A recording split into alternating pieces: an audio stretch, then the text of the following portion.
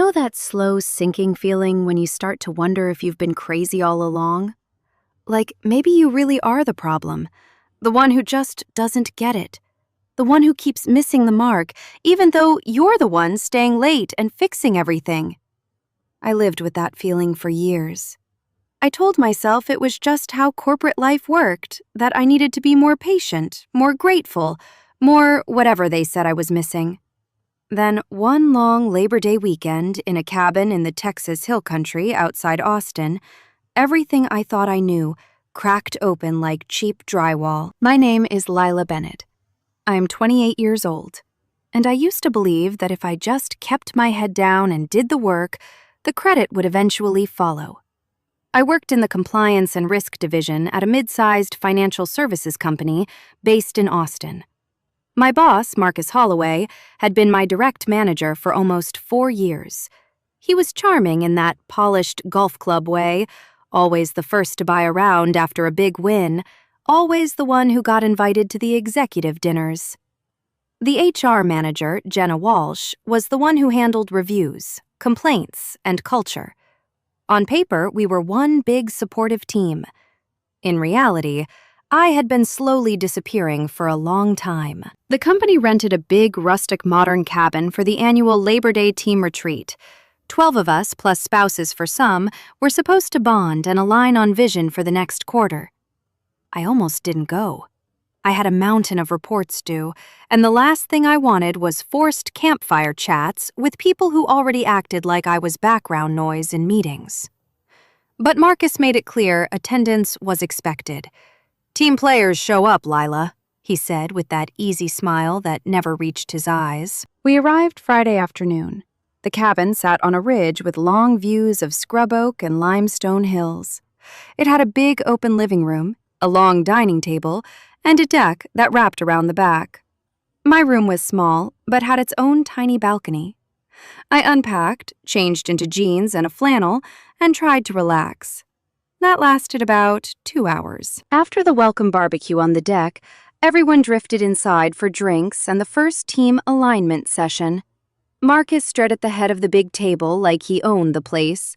He started talking about the big compliance overhaul project we'd been working on for 8 months, the one I had basically built from scratch after the old system failed an audit. He called it our project, then spent 20 minutes describing the framework and the client presentations, as if he had been the one pulling the all-nighters and rewriting the risk models at 2 a.m. I sat there with my water glass, nodding like I always did. Across the table, Derek Lang, the guy Marcus had been grooming as the new favorite, smirked and added a couple of details that were straight from my notes. Jenna Walsh sat at Marcus's right hand, smiling and typing on her tablet, like she was taking important culture notes. Later that night, most people went to bed or out on the deck with beer. I stayed behind to clean up the kitchen because someone had to. While I was wiping the counter, I noticed a crumpled piece of paper that had fallen behind the coffee maker. It looked like it had been printed from a work email and then balled up. I smoothed it out without really thinking. It was an email from Marcus to Jenna, dated 2 weeks earlier. The subject line was, "Lila, managing expectations." The body was short and brutal. "Jay need to get ahead of the Q3 reviews. Lila's been pushing hard on the compliance project, but we both know the real lift came from leadership direction. I want to reframe her contributions in the write-up so it doesn't look like she's carrying the whole thing. Also, let's talk about moving her to the smaller accounts team after this quarter. She's getting too comfortable thinking she's irreplaceable. Can you make the language in her review supportive, but clear that she still has growth areas? Thanks, M." I read it 3 times. My hands started shaking so badly I had to set the paper down. For a second, I thought maybe I was seeing things, that the long drive and the wine at dinner had messed with my head. But the words stayed right there in black ink on the company letterhead. 4 years of, "You're almost there, Lila, and just needs a little more polish. And let me take the lead on this one so it lands right with the execs." 4 years of watching my slides appear in his presentations with his name on them. 4 years of Jenna telling me in one-on-ones that I needed to manage up better and be less defensive about feedback. And here it was in writing, the plan to rewrite history and push me out. I folded the paper, slipped it into my back pocket, and walked out onto the dark deck. The night air was cooler than I expected. I sat on one of the Adirondack chairs and stared at the hills until my breathing slowed down. Then I did what I always did when something felt off at work. I opened my phone and texted my friend Sophia Rivera, who worked in legal at another company. "Soph, you up? Something really messed up just happened." She replied almost immediately. We had been close since college. She knew the stories about Marcus taking credit. She had been the one telling me for 2 years that it wasn't normal. "Tell me," she wrote. I didn't send a photo of the email. Not yet. I just typed, "I found something. Marcus and Jenna are planning to rewrite my work and move me off the big project. It's worse than I thought." Sophia's next message came fast. "Document everything. Do not confront yet. We need to think." I sat there a long time after that, the paper still in my pocket, like it was burning a hole through my jeans. Down the hall, I could hear someone laughing, probably Derek and Marcus, still up playing cards. I thought about all the times I had stayed quiet because I didn't want to be that girl who made things awkward. All the times I had rewritten my own memory to make their version make sense. The next morning, the group was supposed to do a vision hike, followed by a team-building exercise, and then the big surprise activity Marcus had been teasing all week. A professional photographer was coming to take a team family portrait on the ridge at sunset. He kept calling it the highlight of the retreat, like we were one big happy work family that just needed a nice picture to prove it. I went on the hike because skipping would have been noticed. Caleb Torres, one of the only people on the team who actually treated me like a real colleague, walked near me for part of it. He was quiet and steady, the kind of guy who noticed when someone was off, but didn't push. "You okay?" he asked when we stopped at a lookout point. I almost told him right then. Instead, I just said, "Long night, didn't sleep great." He nodded like he understood. "Marcus has been in rare form this weekend. You'd think he invented the whole compliance project himself." I looked at him sharply. Caleb had never said anything like that out loud before. Maybe I wasn't the only one who had noticed. That afternoon, while everyone was supposed to be doing independent reflection time, I went back to my room and started making notes on my phone. Dates. Specific meetings where Marcus had taken my slides. Emails where I had sent him drafts, and he had replied with, "Great start, I'll clean it up." I even found an old calendar invite where Jenna had moved a one-on-one at the last minute, after I had pushed back on a review comment. By the time the photographer arrived at golden hour, my stomach was in knots. We all gathered on the ridge behind the cabin. The light was beautiful, soft and warm on the limestone and oaks. Marcus positioned himself in the center, Jenna on his right, Derek on his left. I ended up toward the back on the end. The photographer started arranging us moving people slightly. When he asked Marcus who should be highlighted as the project leads, Marcus laughed and said, "Oh, the whole leadership team carried this one. Just make sure the front row looks sharp."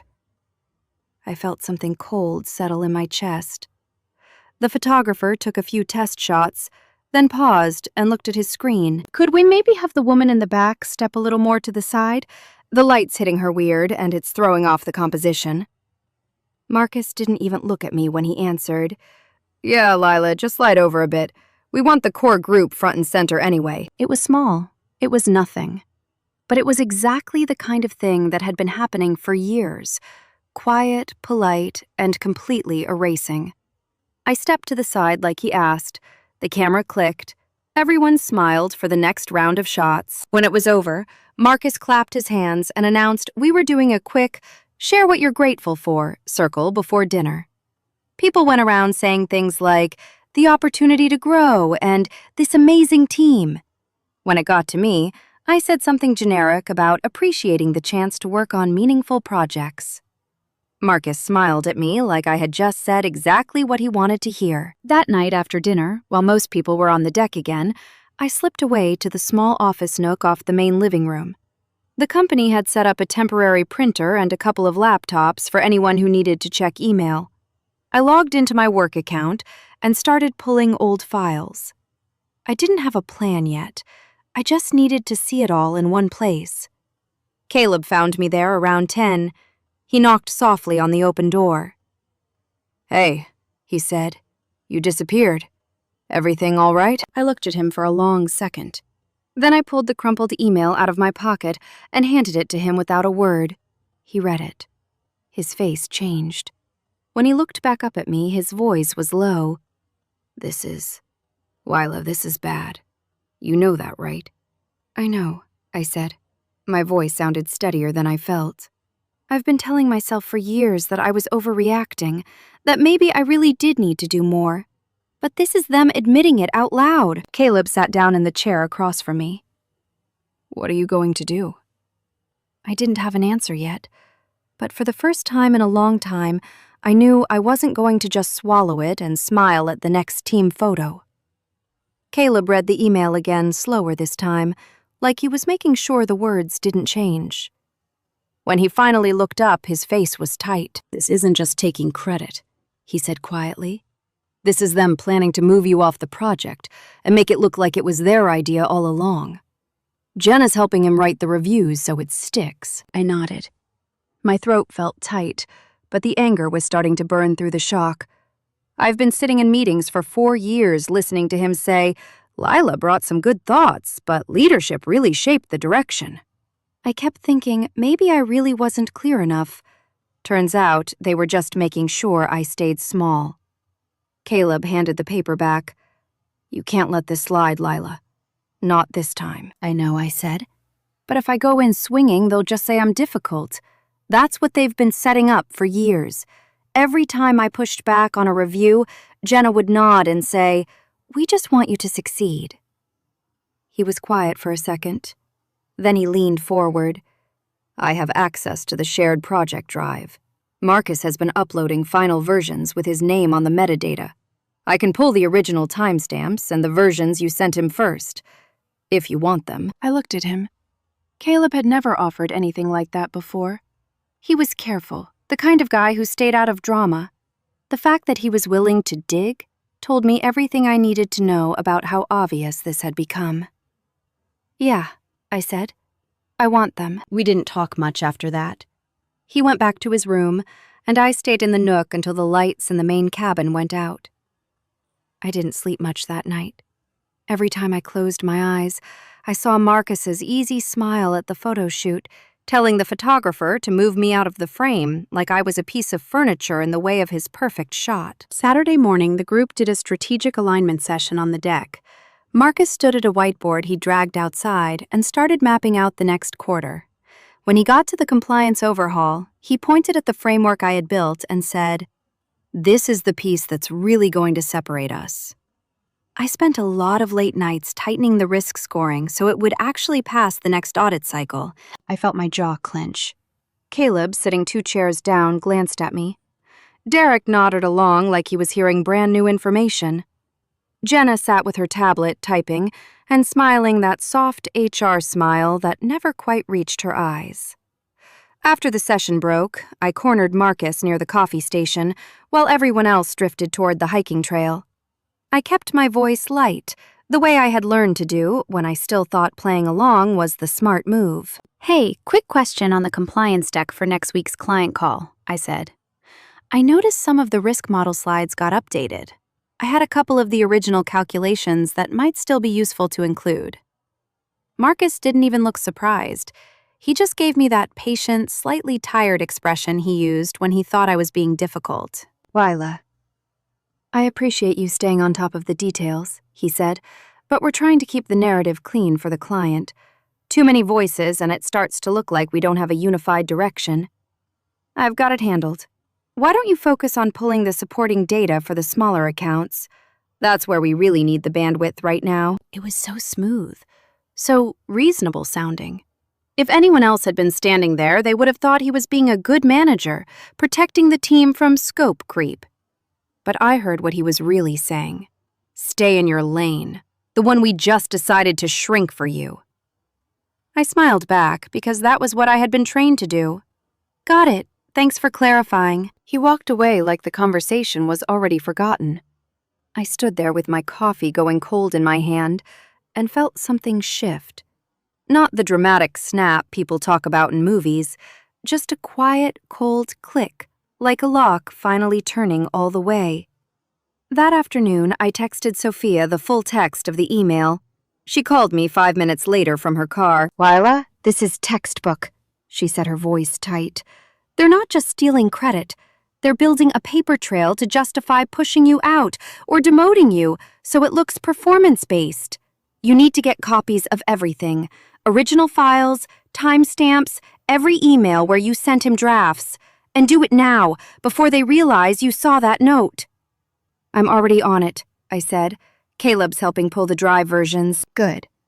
And Lila? Don't confront Marcus again. Not yet. They'll use it to say you're unstable. Let them keep thinking you're still the girl who smiles and takes notes." I spent the rest of Saturday in my room, with the door cracked, laptop open, pulling every version history I could find. Caleb sent me links through the company chat with no explanation, just file names and timestamps. By dinner, I had a folder on my personal drive with side-by-side comparisons showing my original work next to the versions Marcus had presented as his own. The team family photo fallout hit that evening when someone from the office posted the best shot in the company Slack channel with the caption, "Our work family crushing it in the hill country." In the picture, I was half in shadow on the far right, turned slightly away like I had just stepped out of frame. Marcus was front and center, arm around Jenna's shoulder, looking like the proud patriarch of the whole operation. I stared at it for a long time. Then I closed the app. Sunday morning, the energy in the cabin felt different. People were packing up. The big wrap-up session was scheduled for after lunch, and Marcus was walking around like a man who had already won something.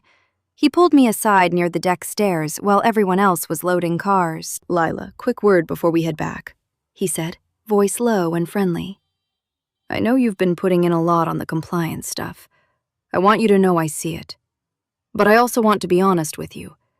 Jenna and I have been talking, and we think the best move for your growth might be shifting focus a little. Less of the big strategic projects, more hands-on with the day-to-day accounts. Gives you room to build confidence without the pressure." I looked at him. Really looked. The easy smile, the concerned tilt of his head, the way he was already framing it as something generous he was doing for me. "You mean you want me off the project I built so you can keep presenting it as yours?" I said. My voice came out flat. No anger, just the truth, finally said out loud. His smile flickered for half a second, then it came back smoother than before. "That's not what this is about," he said. "This is about making sure you're set up for success. You've been struggling with the visibility piece, and that's okay. Not everyone is cut out for the front-facing work. Jenna's already drafted some language for your review that frames this as a developmental move. You'll thank us in 6 months." I felt the old reflex rise up, the one that wanted to nod to say, "I understand," to go back to being the person who made everything easier for everyone else. But it didn't land. It just sat there in my chest like something dead. "I won't be signing anything that rewrites what I actually did," I said quietly. "And if you try to push it through anyway, I have the original files and the version history. All of it." Marcus's face changed. The friendly mask dropped for just a moment, and I saw the calculation underneath. He glanced toward the cabin where Jenna was standing by the door watching us. "We can talk about this back at the office," he said, voice tighter now. "No need to make this a whole thing in front of the team." He walked away before I could answer. I stayed on the deck, heart pounding, until the last car pulled out. Caleb was the only one who lingered. "You okay?" he asked. "No," I said, "but I'm done pretending I am." I drove back to Austin that afternoon with the folder of evidence on a thumb drive in my bag and Sophia's voice in my head telling me to document everything. I didn't go straight home. I drove to a coffee shop near the office and spent 2 hours organizing the files into a clean timeline.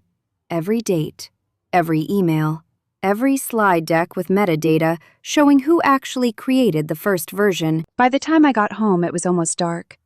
I sat on my couch with my laptop open and stared at the draft email I had written to Victoria Hale, the CEO. I hadn't sent it yet. Sending it meant this was real. It meant I was choosing to burn the bridge instead of letting them quietly push me off it. My phone buzzed. A text from Marcus. "Hey, just wanted to check in after our talk. Let's grab coffee first thing Monday and clear the air. No need for this to get messy." I didn't answer. Instead, I forwarded the entire folder to Sophia with one line. "I'm done staying quiet. Tell me if I'm crazy." She replied 3 minutes later, "You're not crazy. Send it to Victoria, and CC me on the legal side if you want backup." I looked at the draft email to the CEO one more time. Then I hit send. The subject line was simple: documentation regarding project attribution and performance review concerns. Lila Bennett. I closed the laptop, went to my kitchen, and poured a glass of water with hands that wouldn't quite stop shaking. For the first time in 4 years, I wasn't wondering if I was the problem. I was wondering what it was going to cost me to finally say it out loud. And I already knew the answer wasn't going to be cheap. Monday morning, I walked into the office like nothing had changed, even though everything already had.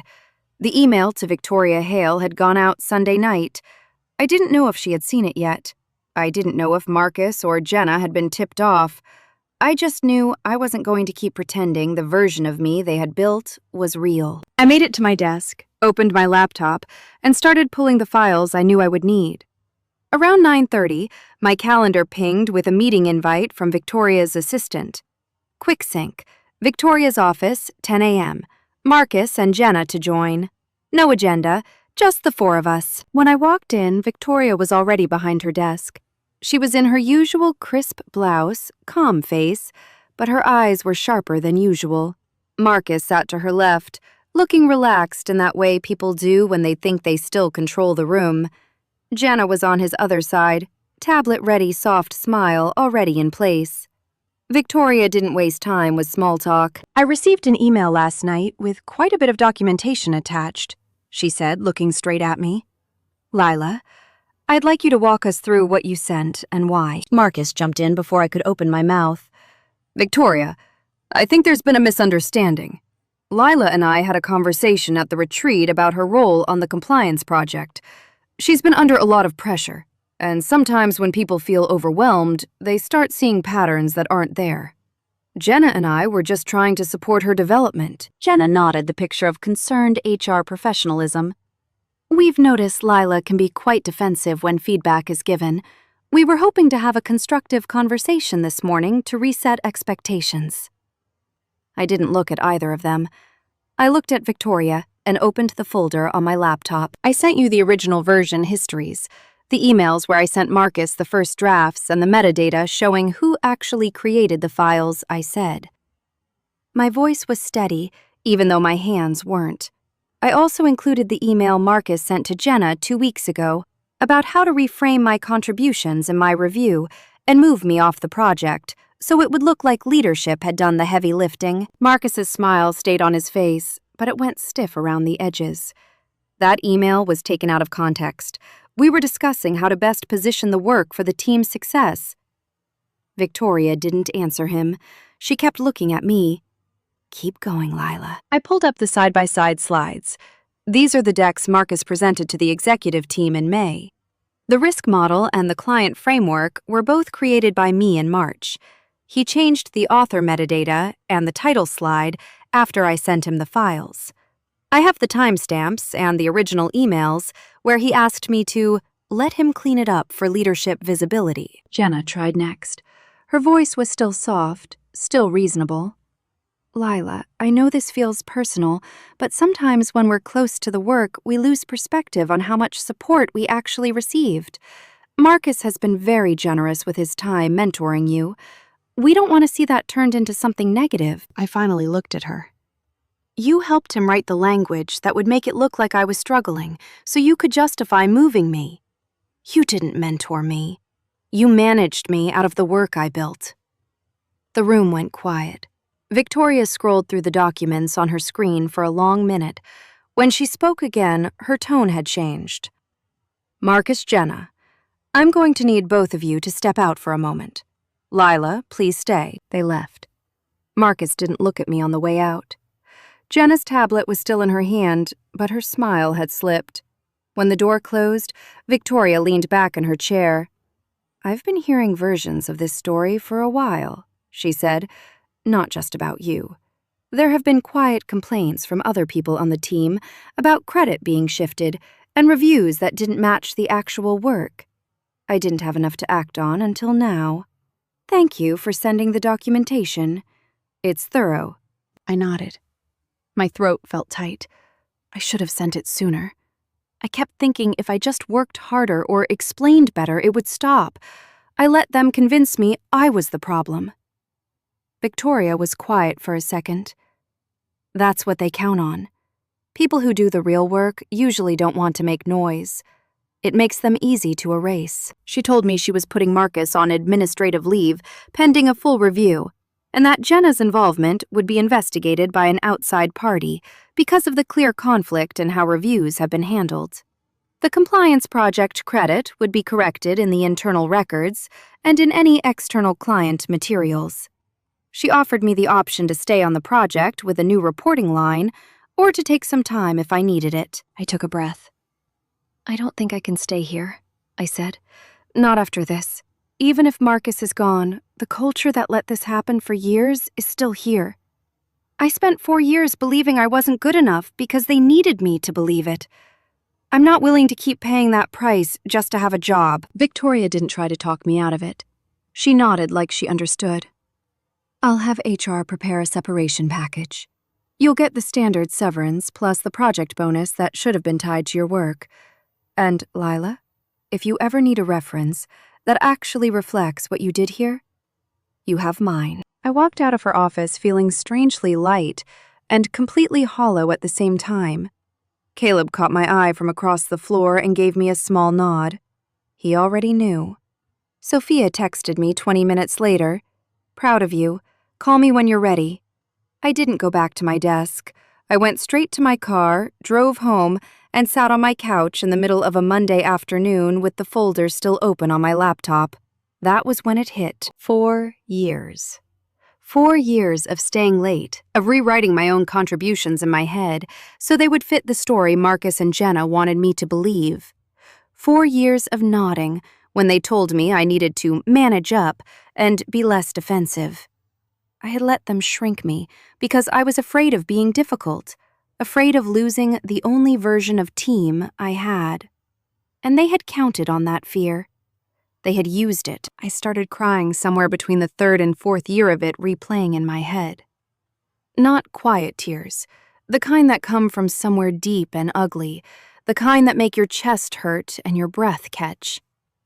I cried because I had believed them. I cried because I had stayed quiet for so long that they almost got away with it completely.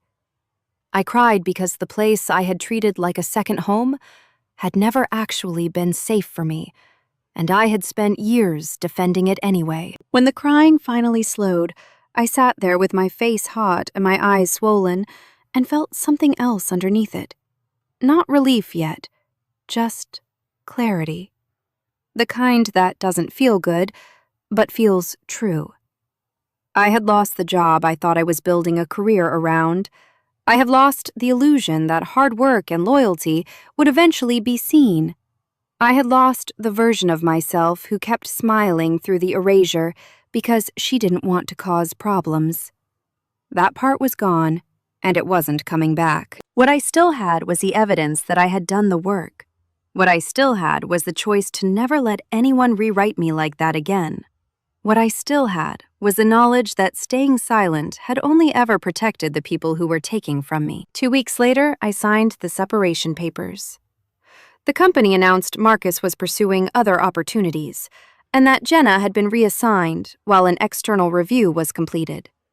The compliance project was quietly credited back to the original contributors in the internal files.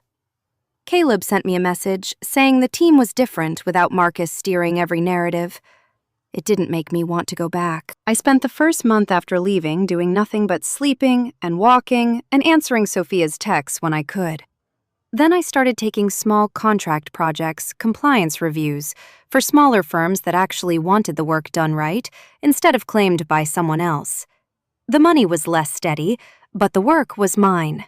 No one was going to stand in front of a whiteboard and tell a room full of people that they had stayed up late fixing my models. On a random Tuesday in October, I was sitting at my kitchen table with a contract open on my laptop when my phone buzzed. It was a notification from the old company's Slack. Someone had posted the Hill Country team photo again, this time with a caption about looking forward to next year's retreat. In the picture, I was still half in shadow on the edge, almost cropped out. Marcus's face had been edited slightly, so he looked more centered. They were already rewriting the story without him. I didn't reply. I didn't need to. I just closed the app, opened my own folder of the original files, and kept working on something that actually belonged to me. If you've ever sat in a room full of people who were supposed to have your back while someone else quietly took the thing you built, you know how heavy that silence gets. You know how easy it is to start believing the version they're telling. You know how much it costs to finally say the words out loud anyway. I don't regret sending that email. I don't regret walking away from the job. I regret every single day I spent making their lies easier to tell. Silence didn't protect me. It only ever protected them. Thank you for listening to my story. If this sounds familiar, write relate in the comments. And if you're still in it, still smiling through the rewrites, still wondering if you're the difficult one, know that the cost of staying quiet is always higher than the cost of speaking up. You don't owe anyone your silence. Not your boss, not your team, not the version of family they tried to sell you at a company retreat. You owe yourself the truth, even when it's the expensive kind.